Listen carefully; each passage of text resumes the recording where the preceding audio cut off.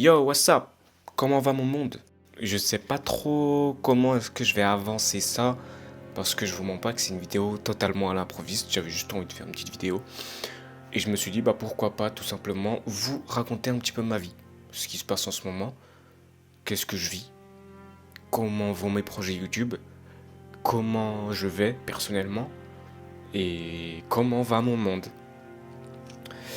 Parce que bah là du coup on est en août, on est bientôt en août, on est le 28 juillet. Donc le 28 juillet on est bien d'accord. Ouais, waouh, c'est passé à une vitesse incroyable. 28 juillet, bientôt 3 mois que j'ai pas sorti de vidéo, ou 2. Et qu'est-ce que ça passe vite et qu'est-ce que ça me saoule en fait de pas pouvoir sortir de vidéo. Là, si vous voulez, ce mois-ci, j'ai travaillé. Tout simplement parce que bah, il me fallait de l'argent de poche. Et bien évidemment, j'ai pris un. Bah, c'était pas un job étudiant, on va pas appeler ça comme ça, mais c'était un job d'été, quoi. Un peu comme tout le monde. Et je pense que, ouais, il y en a beaucoup qui taffent durant ces vacances. Cette année, moi, j'aurai pas de vacances. Et de toute façon, mis à part les vacances, rester chez moi solo, je suis pas quelqu'un qui voyage énormément, donc même ce qui est des voyages. Enfin, pour moi, mes vacances, je pense que je l'avais déjà dit dans une vidéo, c'est de travailler sur mes vidéos à moi, tu vois. Pour moi, ça, c'est des vacances, tu vois. De pouvoir avancer sur mes projets. Et non pas de rien faire de ma vie. Bien juste de voyager quelque part. Pour le moment, je peux pas me le permettre parce que j'ai pas encore assez bien avancé dans ma vie pour pouvoir me dire, ok, tu peux te permettre de voyager histoire de changer d'air. Pourquoi pas faire des vlogs, etc. Moi, il n'y a pas de souci pour ça, tu vois. Mais pour le moment, voyager de moi-même sans projet précis, c'est... je vois pas l'intérêt, tu vois. Pour moi, c'est de la perte d'argent, perte de temps et perte de chance aussi, parce que qui te dit que le mois, par exemple, de juillet, où tu feras peut-être 4-5 vidéos, ce sera le même... Tu auras autant d'inspiration qu'un mois où ce sera pas ce mois-là, quoi. Où justement, tu auras peut-être une ou deux idées au lieu des cinq que tu aurais pu avoir 3 mois plus tôt. Tu vois. Donc c'est un peu comme ça que je raisonne. Et je me dis que si moi je raisonne comme ça et que ça me convient, et que justement c'est avec ça que j'arrive à avancer, ça veut pas dire que c'est l'idée absolue, que forcément c'est moi qui ai raison et qu'il n'y a aucune autre possibilité possible. Non, c'est pas ce que je dis. Je dis juste que, à un moment donné, si toi-même tu as tes propres objectifs avec ta propre pédagogie, où est le problème? Et si ça marche en plus de ça, je vois pas où est le problème. Sauf que, bien évidemment, ce qui est aussi problématique, c'est la discipline. C'est un truc que j'arrive pas trop à garder. C'est une chose que j'arrive à avoir, mais que j'arrive pas à garder. Justement, il y avait un moment où j'étais très actif sur YouTube parce que, bon, j'étais un peu au chômage, hein, on va pas se le mentir, j'étais étudiant. Les cours, c'était pas trop quelque chose qui m'intéressait, donc forcément, il y avait que YouTube qui pouvait m'intéresser et dans lesquels je pouvais me hisser à fond. Mais maintenant, c'est entre le taf, la maison, le repos, YouTube, parfois même, bon, je joue un peu à des jeux vidéo, ce qui ne devrait pas être le cas. Mais qu'est-ce que tu veux y faire? Enfin, c'est pas une manière de penser de te dire qu'est-ce que tu veux y faire, mais des fois, tu as besoin de penser à autre chose. Et justement, j'ai essayé de remplacer ces jeux, justement, qui me faisaient un peu perdre du temps. On va pas se le cacher, même si tu as des jeux qui t'apprennent des choses, etc., dans l'histoire de peut-être l'humanité ou ce que tu veux, ça ne t'aide pas grandement dans tes projets YouTube, tu vois. Si ce n'est peut-être augmenter ton imaginaire, ce qui, en plus de ça, n'est pas vraiment le cas. Bref, j'ai essayé de remplacer ça par la lecture de livres. Peut-être que vous voyez derrière que en ce moment j'ai beaucoup de livres et que justement j'essaye de me noyer un peu dans la lecture parce que c'est un truc déjà que j'ai pris vraiment plaisir, hein, parce que je vous mens pas, hein, j'ai toujours pensé que les livres c'était un truc nul. En fait, comment on nous l'a avancé à nous en étant écolier, en grandissant, parfois même en nous obligeant à lire, tu vois. Parce que des fois, tu arrives à l'école, on te dit, ok, d'ici la fin du mois, faut que peut-être d'ici la fin de la semaine, il faut que tu aies lu le livre. Sauf que tu sais pas de quoi parle le livre, c'est pas forcément un truc qui t'intéresse, et tu es obligé de le faire. Il y a 3 red flags là, tu vois. Alors que si on vous avance en vous racontant le début de l'histoire, en faisant en sorte que vous soyez intéressé par cette histoire, petit à petit, toi-même ça va t'intéresser et tu vas être plus apte à lire le livre plutôt que de ressentir une sorte de rejet envers ce livre, tu vois. Parce que à partir du moment où t'obliges à faire une chose dont tu n'as même pas connaissance et qu'en plus de ça, ça rentrait pas dans ton programme d'intérêt dans la semaine ou dans l'année, c'est évident que tu risques de ne pas le faire. Tu as de grandes chances de ne pas le faire, à part si vraiment tu es un étudiant modèle qui fait les choses sans réfléchir parce que on m'a dit de le faire alors je le fais, tu vois. Moi, il faut savoir que j'ai toujours été une personne qui, quand ça m'intéresse pas, ça m'intéresse pas. Ça sert à rien de discuter avec moi, je peux te dire oui, oui, oui, oui, oui, et je vais pas le faire, tu vois. Parce que justement, si tu m'obliges à faire une chose et qu'en plus je dois t'expliquer pourquoi j'ai pas envie, alors que tu m'as même pas demandé est-ce que moi j'avais envie, je vois pas, en fait ça n'a aucun sens, tu vois. C'est un truc de tu m'obliges à faire une chose, et mais tu me demandes pas ce que j'avais prévu de faire ou qu'est-ce qui m'intéresse réellement. Et au final, bah, je vais aller dans ton sens parce que forcément, si tu m'obliges à le faire, bah, on va le faire, mais je vais pas le faire. C'est tout un truc et je sais qu'il y a plein d'étudiants qui sont comme ça, qui on leur dit de faire un truc, ils disent ok, mais ils vont pas le faire. Ils savent très bien. Ah, au moment où ils disent ok, ils savent qu'ils vont pas le faire, tu vois. Mais tu dis ok parce que c'est l'autorité, c'est le professeur, que si tu lui dis non, eh ben, tu vas te passer un savon. Tu vois, c'est vraiment, personne n'a envie de vivre ça, même si ça serait cool de pouvoir exprimer ce qu'on ressent, ce qu'on pense. Et au final, c'est pas vraiment le cas. Mais bon. Et du coup, comme je disais, pour revenir à nos moutons, c'est que je lis des livres, du coup, je suis... Moi, en tout cas, je sais pas, après vous, vous êtes dans quoi? Est-ce que vous êtes plus dans les romans, littérature, etc. Moi, je suis plus dans la philosophie. Dans la philosophie et le développement personnel. Moi, c'est un truc que je kiffe. Ça m'a toujours intéressé. Ça m'a plus intéressé à partir du moment où je jouais à Elden Ring, je le sais. C'est un jeu qui m'a fait prendre conscience que on pouvait comprendre des choses sans qu'elles nous soient inculquées de base, sans qu'il y ait des schémas préfaits qu'on découvre au fur et à mesure. C'est ce jeu-là qui m'a fait prendre conscience de l'amplitude qui est la compréhension par nous-mêmes, tu vois. Après, bref, Elden Ring, il faut s'y intéresser, faut chercher, faut comprendre. Des fois, c'est chiant, mais je sais que moi, c'est un jeu qui m'a fait prendre conscience que j'aimais ça, tu vois. Et du coup, j'ai pris des livres, quelques petits livres de philosophie. Vous allez voir par rapport aux vidéos qu'avant, il n'y avait pas beaucoup de livres. Maintenant, il y en a un peu plus. Enfin, il y en a beaucoup plus qu'avant, mais un peu moins que ce que je veux. Et c'est vraiment, j'ai pris plaisir en fait à la lecture, j'ai pris plaisir à apprendre des choses, à imaginer des choses. Parce que quand tu lis, en fait, ton imagination, elle suit ce que tu lis. Après, je sais pas si on a tous le même niveau d'imagination, je ne pense pas. Mais moi, quand je lis, il faut savoir que, au-delà de lire, je me scénarise tout ce que je lis. Genre, tout ce que je lis, soit ça va me rappeler un moment de ma vie qui fait que plus je vais lire et plus ça va mettre en scène ma vie, soit c'est des choses que je vais inventer de ma propre conscience. Donc, penser à, je sais pas, à une personne, à un personnage d'une histoire qui, soit que j'invente, soit dont je m'en rappelle par rapport à un film ou un dessin animé. Et vraiment, en fait, c'est cette culture de l'imaginaire, cette culture de l'apprentissage, de la réflexion, c'est vraiment les 3 points qui, pour moi, sont importants pour moi dans ma vie, tu vois. Ce qui fait aussi que je fais des vidéos parfois, des vidéos à concept un peu basique, un peu qui n'ont pas de sens, mais des fois je fais des vidéos où il y a vraiment un sens, où c'est vraiment profond, ou par exemple la vidéo où j'ai loué un Airbnb, où pendant toute la vidéo on me posait des questions et que j'y répondais. Tu sais que c'est vraiment une vidéo où genre je kiffais juste faire ça et répondre aux questions et chercher et toujours donner une réponse qui pour moi me paraît la plus parfaite possible et la plus réfléchie aussi. Après bon, ça fait partie de moi, ça veut pas dire que faut forcément faire ça pour avancer sur YouTube, etc. Bon, de toute façon, vu comment je suis sur YouTube, je suis pas non plus le meilleur exemple à prendre. Hein, j'ai 4000 abonnés. D'ailleurs, c'est vrai qu'en ce moment, je regarde plus. Faut savoir que en ce moment, je suis vraiment déconnecté de YouTube.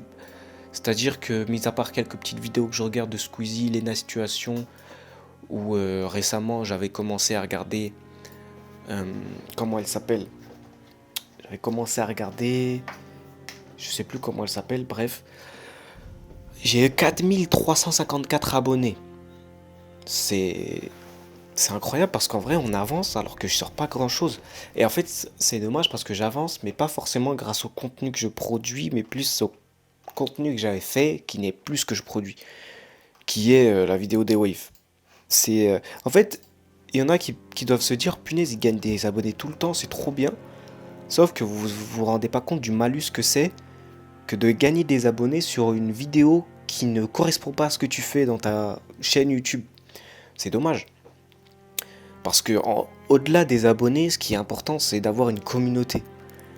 Et il n'y en a pas beaucoup qui se rendent compte de ça. C'est que on voit plutôt le chiffre, mais on voit pas la communauté. Tu vois que quand je sors une vidéo, je fais 100, 200, 300 vues. Pour 4000 abonnés, c'est alarmant presque.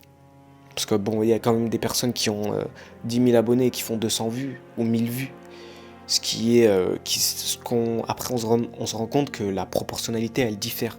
Selon les chaînes YouTube, selon les personnalités, selon l'activité aussi du youtubeur.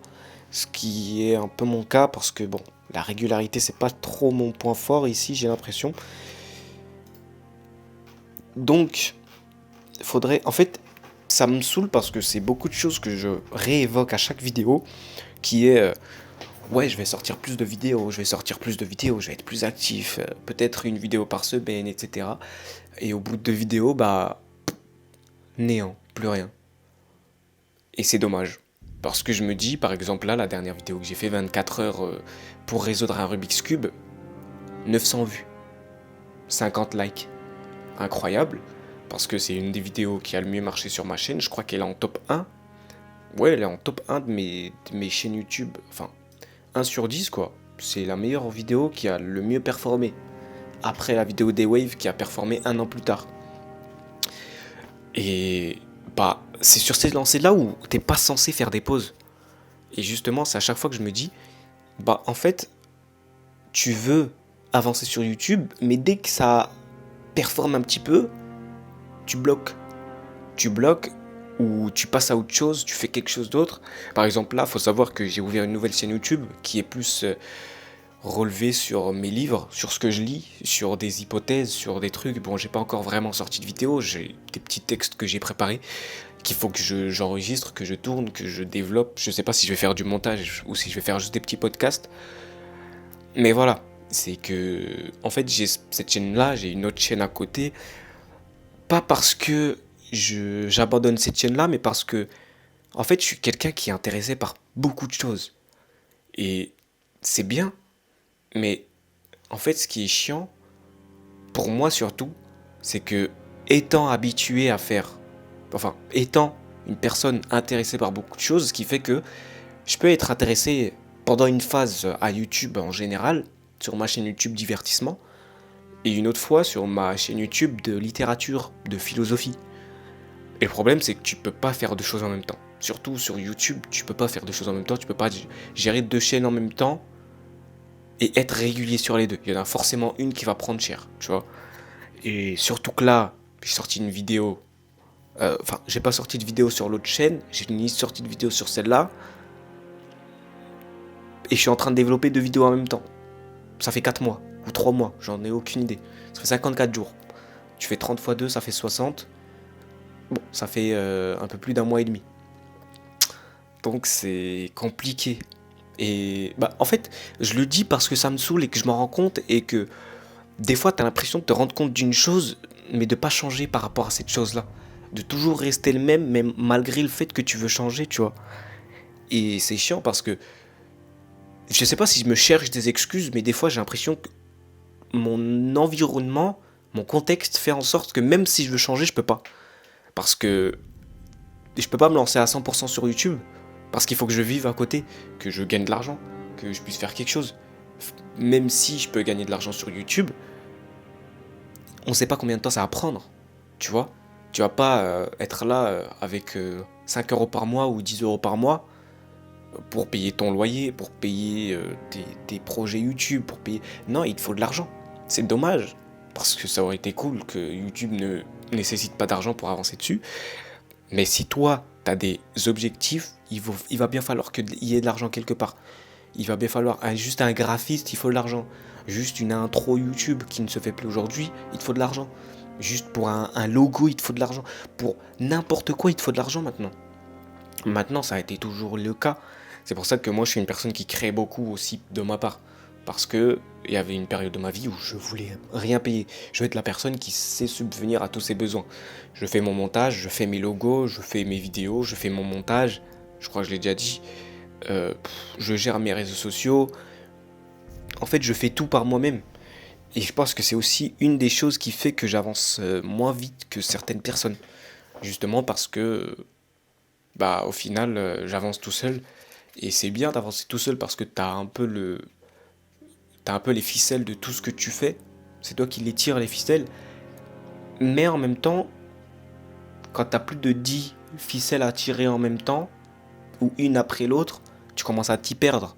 Tu peux pas aller aussi vite que s'il y avait 10 personnes à chaque ficelle, tu vois. Et bah, c'est là où, en fait, tu te rends compte au fur et à mesure, tu te dis, ok, j'ai souvent critiqué les gens qui faisaient des choses en payant des autres personnes, mais en fait, je comprends pourquoi ils le font. Parce que sinon, ils sortent une vidéo tous les 4 mois. Et quand je me dis les youtubeurs qui sortent des vidéos tous les 2 jours, 3 jours, toutes les semaines, je me dis en réalité, c'est vraiment un taf, quoi.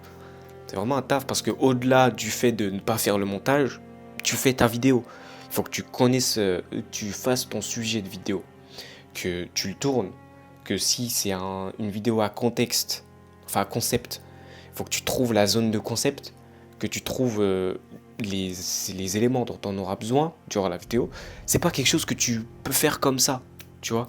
Et juste ça, c'est déjà un travail. Et si en plus de ça, pendant ce temps-là que tu réfléchis, tu fais le montage d'une autre vidéo, et qu'en plus de ça, il faut que tu gères tes réseaux sociaux, il faut que tu gères je sais pas quoi, tu te rends compte que, aïe, en fait, oui, tu peux pas tout faire tout seul, ou du moins tu peux pas avancer vite tout seul. Tu peux avancer, tu sais où t'avances, mais tout seul c'est compliqué. Et en plus tu peux faire des burn-out, tu peux faire des trucs, c'est waouh. Et voilà, c'est un peu compliqué, donc c'est là où j'en suis en ce moment. Et voilà, je voulais faire une sorte de petit vlog un peu de ma vie, sortir un petit peu. Bon, ces derniers temps il fait gris, moi ça me plaît quand il fait gris, pas pour la caméra. Parce que la caméra, bon, s'il pleut, je suis pas milliardaire, hein, je peux pas acheter une deuxième cam, même si j'aimerais bien changer de cam. Parce que j'aimerais bien avoir une cam avec un pied qui... Enfin, avec un retour qui se voit, parce que là, je vois même pas ce que je filme. Ça se trouve, mon crâne est coupé jusqu'ici, tu vois. Donc, c'est aussi problématique. Il y a beaucoup de choses qu'il faut que je change, mais malheureusement, que je ne peux pas le faire pour le moment. Il faut encore attendre un petit peu. Et j'avoue que j'aime beaucoup cet univers, parce que je parle souvent des problèmes, mais je parle pas du fait que toute cette aventure-là, c'est une aventure qui, en fait, te fait plaisir. Elle te fait plaisir parce que tu vois comment tu avances, tu vois les projets, tu vois les étapes que tu te fixes et les étapes que tu atteins au fur et à mesure du temps. Et vraiment, c'est quelque chose auquel, vraiment, c'est quelque chose à vivre dans ta vie. Que ce soit sur YouTube ou que ce soit un plan de carrière ou dans un autre domaine, c'est vraiment un truc à vivre. Parce que, en fait, même si tu galères, en fait, ça te fait plaisir de galérer sur une chose que tu désires, qui fait partie de toi, que tu as décidé qu'elle fasse partie de ta vie, partie de ton avenir, partie du succès que tu voudras avoir. Et non, vraiment, c'est quelque chose. Donc vous pouvez m'entendre me plaindre, mais sachez qu'au fond de moi, je suis content. Je suis content de pouvoir me plaindre d'une chose qui me plaît, et pas d'une chose qui me plaît pas. Comme certaines personnes qui peuvent se réveiller tous les matins, se plaindre de leur travail, qu'ils ne peuvent pas changer parce que soit ils vont avoir des travails encore plus difficiles, ou bien moins bien que celui qu'ils ont. Niveau intéressement, je sais pas si ça se dit. Et c'est vraiment un truc cool. Et si en plus je pouvais avoir juste assez pour pouvoir en vivre, ça serait l'extase. Vraiment, ce serait tout ce que je désire. réellement. Et ces vidéos-là, j'aimerais bien en faire une fois tous les mois ou toutes les semaines. Une petite vidéo récap, un peu sur ma semaine, sur ma vie. Peut-être que ça vous intéresse, peut-être pas. Et je me suis rendu compte à un moment que, en fait, c'est ma chaîne YouTube. Même si les gens voient ces vidéos-là, même si certaines personnes peuvent critiquer ce que je fais, peuvent avoir un avis différé de ce que je vois, peuvent ne pas aimer, justement, et me faire la réflexion qu'ils aiment pas, je me dis, ok, mais sur 10 vidéos que t'en aimes pas une, c'est pas un problème. Tant qu'elle me plaît à moi, tu vois. Et en fait, des fois, je me mets des bâtons dans les roues à moi-même. Parce que justement, j'anticipe la vie des gens, qui est que finalement, je me bride moi-même. C'est normal. C'est normal, on fait ça un peu dans tout. Même un exposé que tu fais, tu te brides sur ce que tu dis, parce que tu veux plaire aux profs, tu veux plaire à ceux qui vont t'écouter. C'est comme ça partout. Et le problème, c'est qu'on se bride et on dit pas ce qu'on pense. On fait pas ce qu'on veut. Et au final, quand tout est fini, même si on a un bon retour, on se dit que c'est cool. Mais que ce qu'on avait à dire, peut-être que ça aurait été encore mieux. Et si on n'a pas des bons retours, on se dit que peut-être que si on avait utilisé ce qu'on voulait réellement dire au fond de nous-mêmes, ça aurait peut-être changé la donne. Peut-être qu'on aurait vraiment aimé ce qu'on fait. Enfin, que les gens auraient vraiment aimé ce que tu fais. Et c'est là où, en fait, tu te mets toute cette réflexion-là dans ta tête et tu te dis que, wow, en fait, mieux vaut que je fasse ce que j'aime et ça passe ou ça casse, en fait. Et même si ça casse, ben, y a plusieurs autres choses que je vais faire, donc on s'en fout. Juste, moi, je fais ce que j'aime, je fais ce que je veux. Et puis voilà. Bon, c'est la fin de la vidéo, la cam s'est éteinte. J'espère en tout cas que cette vidéo vous aura plu. Je vous souhaite une bonne journée ou une bonne soirée selon l'heure à laquelle vous regardez cette vidéo. Et ciao l'équipe.